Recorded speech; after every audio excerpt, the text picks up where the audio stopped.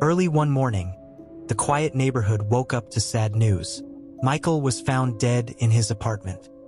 He was lying on the floor, very still, with no sign of life. The room was calm, and nothing looked broken. There were no marks on his body, no blood, no sign of a fight. The neighbors were shocked. Michael was only 32. He was healthy. He went to work every day. Nobody thought something like this could happen to him. The police came quickly. They looked around the house. Everything looked normal.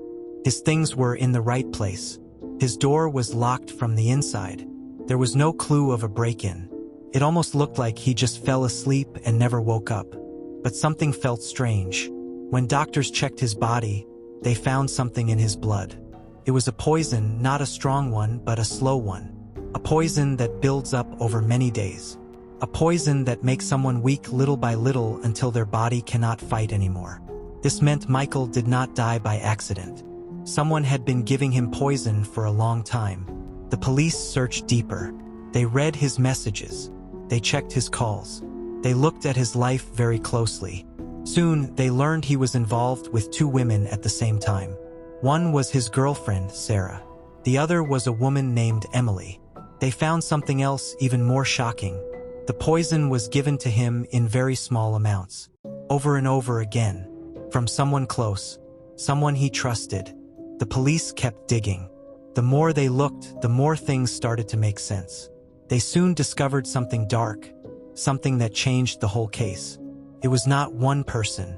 It was two people, two women who had once cared for him, Sarah and Emily. They had both been in his life. They had both been hurt by him. And they had both made a plan together, a plan to make him suffer slowly until he died. The story of how this happened did not start with his death. It started long ago, and now the police had to go back in time to understand how everything began. Before the truth came out, no one knew that Sarah and Emily had ever met.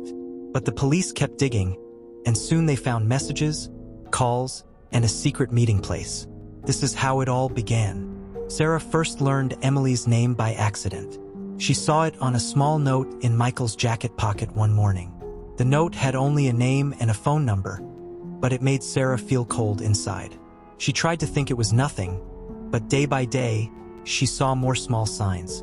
A smile on Michael's face she could not explain. A late-night text he hid from her. A scent on his clothes that was not hers.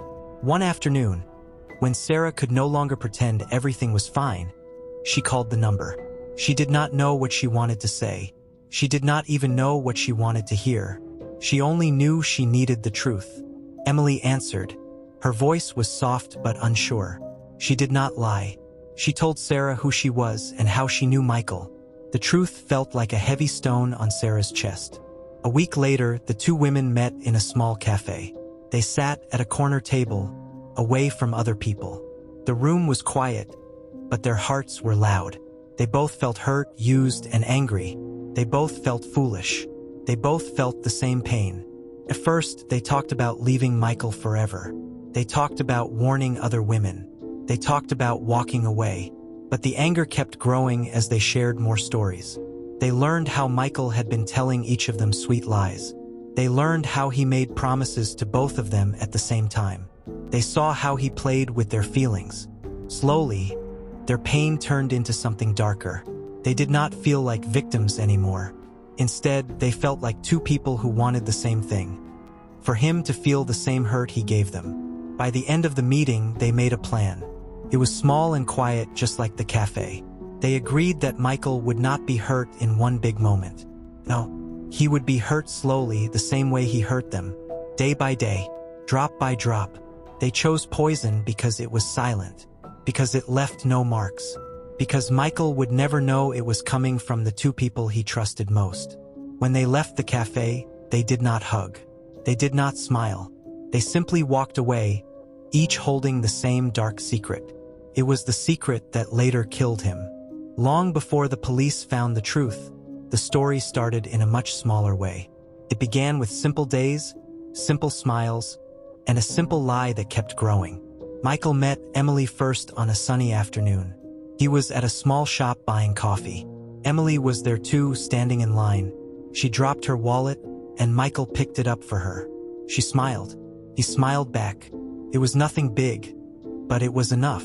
After that day, they started talking more. They met again and again until talking turned into liking. Emily thought Michael was honest. She thought he was kind. She thought he was hers.